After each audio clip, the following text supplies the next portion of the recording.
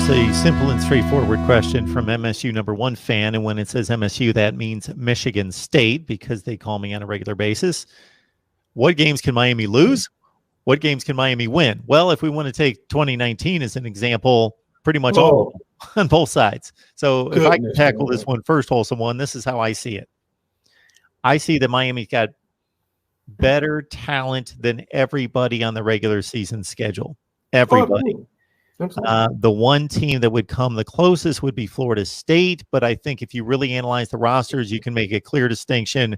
Not that it's a huge gap by any stretch. It's not huge, but you can make a distinction between Miami's talent and Florida State's roster. I don't think it's quite where Miami's is. The other team would be North Carolina, that has comparable talent, but you can see the distinction between Miami's roster and North Carolina's roster, although North Carolina certainly has certain players in place and a head coach on the sideline that knows what he's doing and showed last year that they're on the come. They're coming on up. Virginia Tech's capable. They're good. Michigan State, obviously, on the road. The Spartans are nowhere close to what they've been in the past from about 2010 to 17 when they were one of the top 5 to 10 programs in college football. So they have fallen off, obviously lost their leader in Mark Antonio, Mel Tucker. We'll see what he does there, but that's going to be a challenging game, but Michigan State's not as talented as Miami. So in terms of talent, they could go 12-0. I would say two teams are comparable in talent, but just a slight notch below in North Carolina and Florida State. But we saw them lose to Duke, FIU, and Georgia Tech, who was the worst team in the division last year. So anything's possible. Yeah, you dropped that one on us. Yeah, it's true. It happened. If you look at Bethune-Cookman, basically they lost to FIU. You could argue with the second worst, maybe Western Michigan was, team on the schedule, and they lost to them. Then they lost to the worst team in the ACC. Don't forget La Tech too in a bowl game, and lost to La Tech. But at least it was a bowl team. But yeah, lost to Louisiana Tech. It's I've actually had this question a lot because it's something that everyone likes to discuss when we start creeping up stats and records. And at Miami, I've always said we can easily be 8-4, just as easily as we can be 12-0. In some aspects, we can be 6-6, just as easily as we could be 12-0. It's a big swing back and forth. Now, if I were to give a number, I've been on record saying mine is 8-4.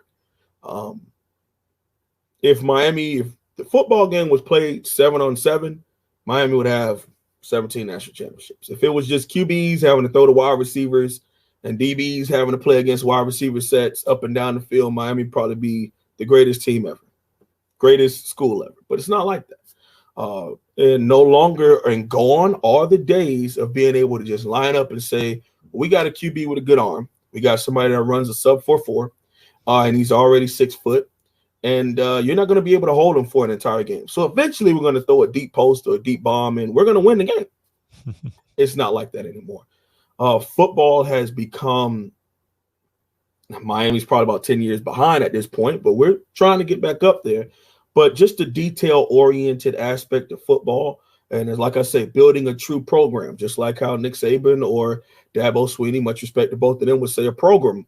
You know, you're building something from the ground up that's detail oriented. And the last thing that's on that checklist of things building a true program is talent. I mean, of course, people have the argument of Jimmys and Joes and X and O's. Well, at Miami, we've had the Jimmys and the Joes. The X's and O's has been utterly atrocious to a grand level, to the point where we lost to in-city non-rival Florida International University. Let that sink in.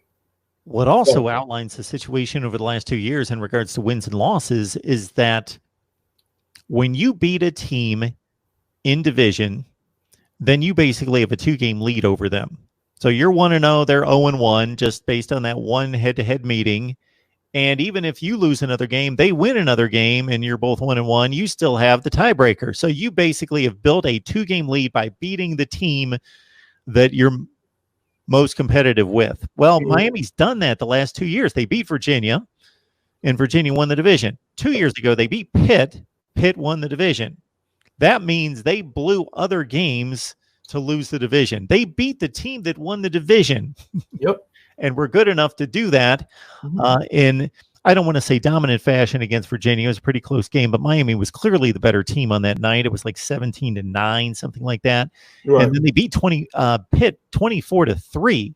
Yeah, we in 2018 we threw them all over the wall. It was bad. I mean, but it also was, and here's the other thing: being able to focus a group of men to obtain a goal is what head coaches really keep in mind. All right, and one of the things when it comes to the University of Miami is when our players are motivated to go out there and do something, things happen. You get 2018 versus Pittsburgh. You get this year where they get up and destroy Louisville because they really wanted to go out there and show out. You get and see that the game was close for a little bit against Tallahassee and they pulled away. You know, you saw the way the team came and a 10-plus win Florida team looked eerily similar, if not the worst, the lesser of the two teams on the field, to a 6-7 Miami Hurricanes team. When the team is motivated and the players are ready to go out there and get something done, then you see a different team. But you have to be able to field the same team or similar week in and week out in this sport that we love and we call college football. And that just comes from years and months and weeks of building something that is sustainable. And it's not the easiest thing to do. It's a lot easier said than done. I could come on here and talk till I'm blue in the face about this is how you do it. And you got to do this. You sign that guy. And you do this speech. And it sounds easy. But hopefully Coach Manny Diaz and his staff and the program at the University of Miami is working as to how we can do it at Miami and build something sustainable. When I look at our schedule, and I look at and I say 8-4, the reason being is I think we're going to be very, very focused for a couple of those games. But 4 in particular really make me a little weary. And it is, of course, Wake Forest. I think that it's like in a position where we're at Wake Forest. It's not really going to be a big game. It ain't going to be no Saturday night extravaganza. You know, so hopefully the team shows up motivated to go out there and we will be the better team talent-wise. But can we come out and beat a well-coached squad who understands that they're outmanned, but they're going to have the detail-oriented aspect of things, how they have to focus and get the job done because they're not going to be able to run out and just run faster than the other team. They're going to know how we're going to execute the game plan as a whole 11-man squad on the team each time their side is on the ball. Then you have Michigan State, depending on how we are, you know, how we're focused, we're going to be in that game. I mean, in all likelihood, Miami could be 3-0 going into that Michigan State game. Or we're going to be 3-0 dancing and jumping up and down and doing all, or we're going to be 3-0 focused and understand that this week is no other week. Yeah, we've won 3 games, but each game is a season of its own. We've done preparation. We've done film. Let's go out here and execute it. We can party and dance afterward. Yeah, but we need to get the job done and execute to beat them. Number 3 is going to be Virginia. It's a team that's kind of been a thorn in our side since we've joined the ACC Coastal. I don't know if you'll ever be able to say that UVA has ever been on par with Miami as far as talent. But even if you go back to 2017 when we were 10-0 coming off of beating Notre Dame, Virginia was up 14-0 3 minutes into that game. Because they came out, they attacked our corners in coverage. We had that cover 2 look, and they threw it right over the top every time. Boom, boom, boom. Hit the seam sometime. They were up 14 at 21-7 until Jaquan Johnson and a couple of defenders made some pick sixes, some strip sacks, and got us back in that game. But they're going to be an X's and O's team. And lastly, for me, is Tech. You know, Virginia Tech is a squad that in the 90s, they were always in it. 2000s, they were always in it. It's kind of waned off since Beamer Ball is no longer there, but they're always going to be a team that is going to play Miami tough, and it's going to be punch, counter punch in a game like that.